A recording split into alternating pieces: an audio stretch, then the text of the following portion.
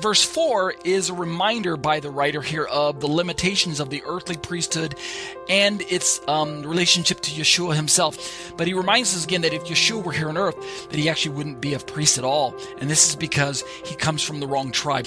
Since there are priests who offer gifts according to the law that regulates their lineage and their association to the Levitical tribe and the family of Aaron and such. So Yeshua, he's from the wrong tribe. So if he's here on earth, if he were here on earth at the time that the writer was writing this letter, then he couldn't function in the Levitical system. He couldn't serve at the physical altar there because of his limitations. So let's keep reading. In verse 5, the writer says that these earthly priests serve a copy and a shadow. There's our contrast to verse 2 above, the true tint that he talked about earlier. The copy and the shadow of the heavenly things. The copy and the shadow is here on earth.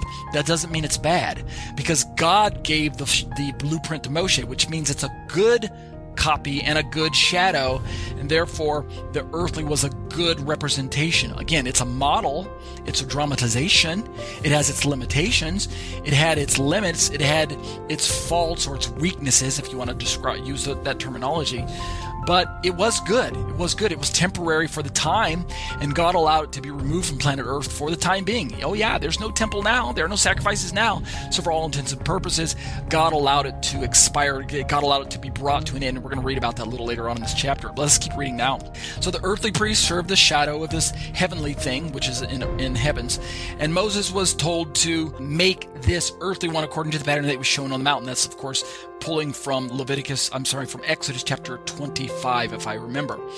But verse 6 says, as it is, now here's our contrast, Christ has obtained a ministry that is as much more excellent than the old or the former, right, as the covenant he mediates is better. Now he uses our favorite word, kretanos, which is better.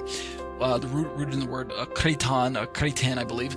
And this word better helps us to understand the main point of his contrastive exegesis throughout his entire letter, which is good versus better.